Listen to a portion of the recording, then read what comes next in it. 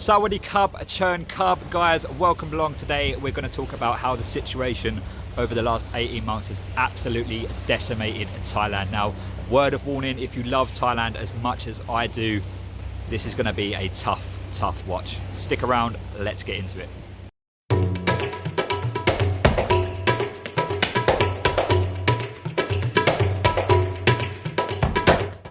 31st of December 2019 was when the first case of the C word was found in China. Now, the C word, I don't need to explain to you guys what the C word is.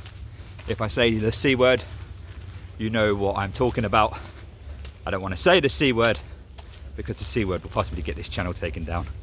Well, not taken down, but it would affect its engagement and reach.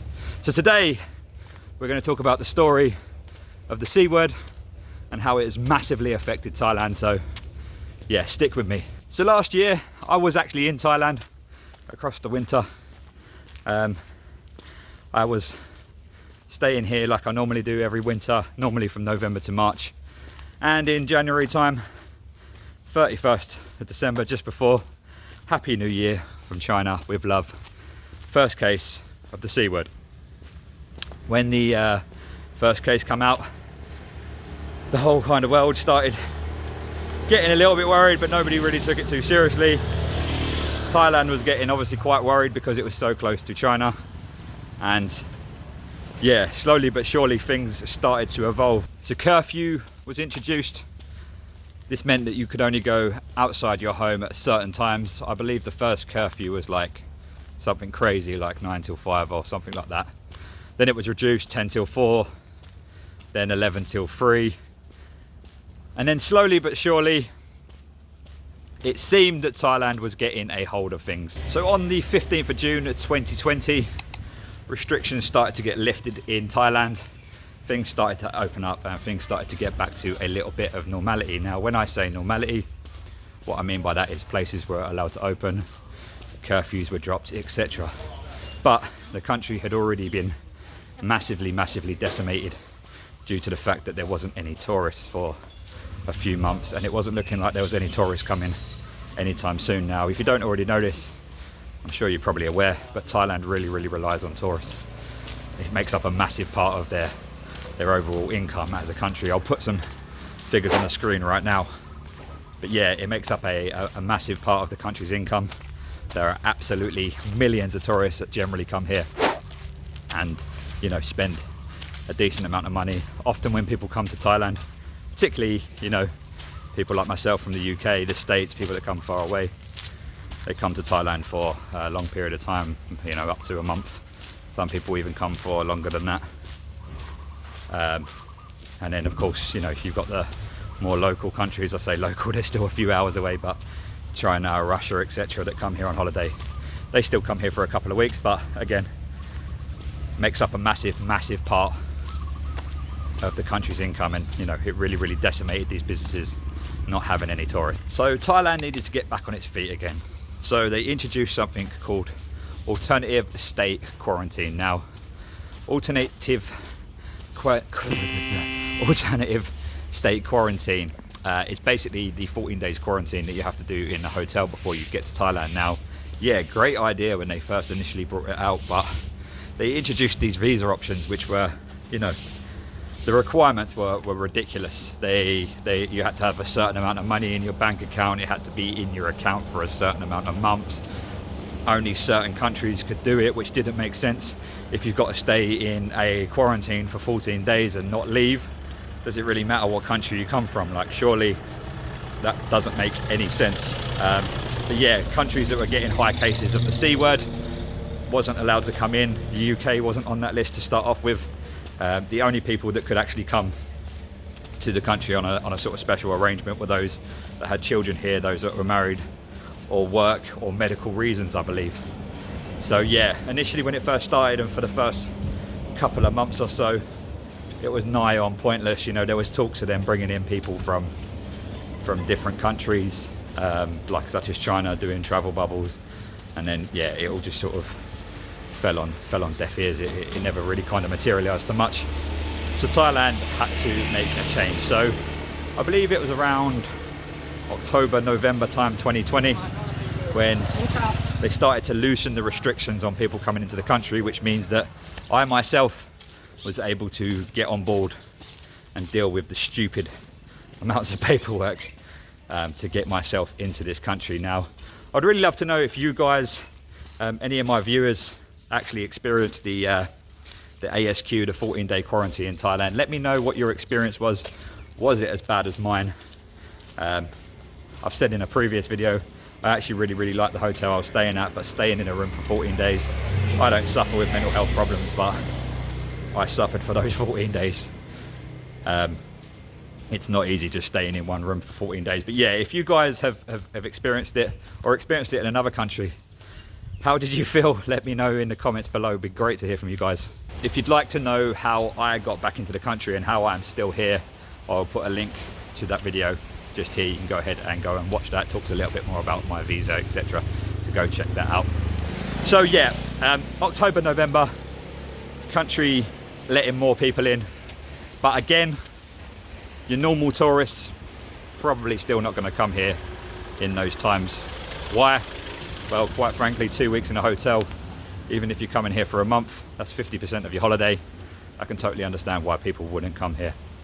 So yeah, great idea in essence, but practically it was good for me because I could get into the country, but no good for the businesses here that have really been struggling. So very shortly, I'm going to show you how badly the country has been affected by the last year and a half, maybe 18 months even.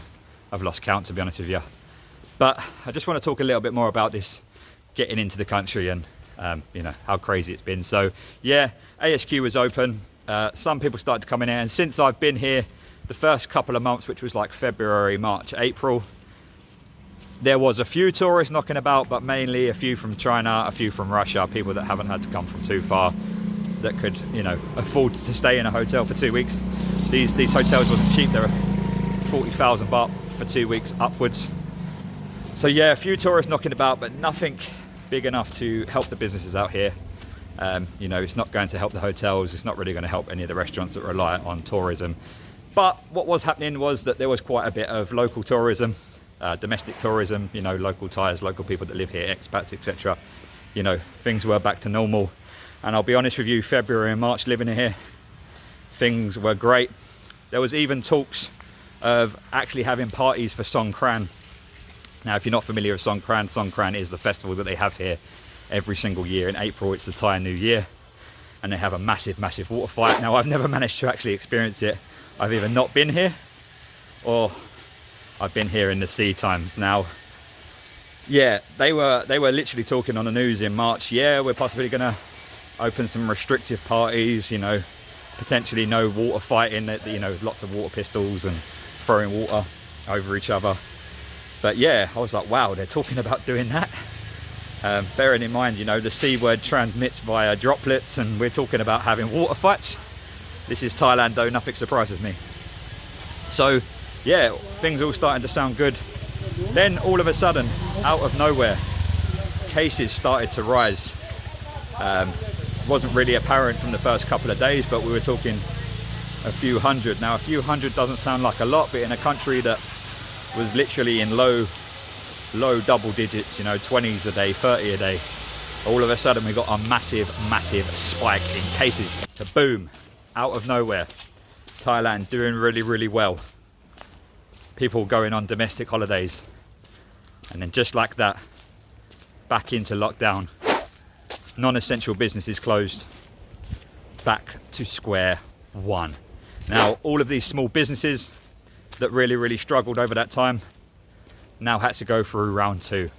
Fast forward today to October 2021, and we are still under those restrictions and curfews. Now, they have been lifted slightly recently, but we have been going through it the last few months. So today what I want to do is show you how this has absolutely affected businesses. We'll show you on the island of Koh Samet today what it has done for the local businesses here. Businesses that used to thrive back in the day when we have tourists. So let's get into it and show you from a first person view. So this here is the road that leads up to the hotel that I want to show you, that has been totally abandoned throughout this whole situation. I'm told that everything's gone, so we're going to go and take a little look. As you can see, you know, it's October, it's the start of the peak season on this island, and I'm the only person here. I'll actually show you the beach as well. Unfortunately, I can't show you the beautiful weather today because we don't have any beautiful weather, but look how derelict this place is. It's almost like it's just been sort of left to rot, which is a shame, you know. As you can see, no people, and just take a moment, guys, have a little look. This is what the C word has done to Thailand. Now, when somebody told me about this hotel the other day, I didn't really believe them. They said, look, the whole hotel is gone, they've taken everything away, it's no longer a hotel anymore.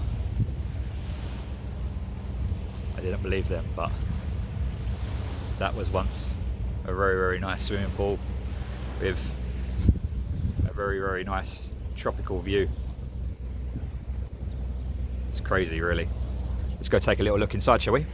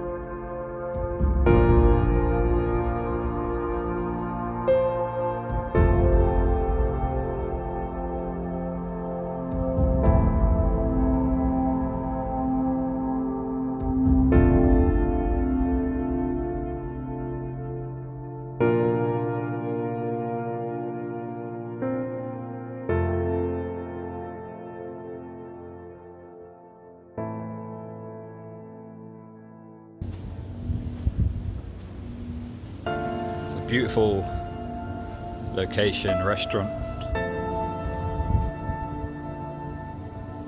with nobody here, nor does it look like it will be open anytime soon. So a nice little bar that I used to come to do watermelon shakes, etc. As you can see, that is no longer. Everything gone.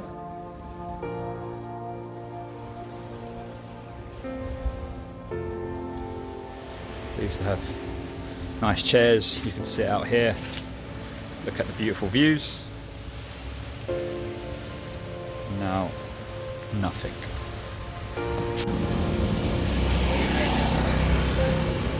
So as we come into the main parts of the high street, so up here is where you'd kind of class the busier places to be. It all hustles and bustles, as you can see. A lot of units here now that were once businesses are no longer. So over here we've got 1, 2, 3, 4, 5 units, all closed, for rent. This place here used to be a bar. Used to be a few ladies working there. And yeah, this is what is happening.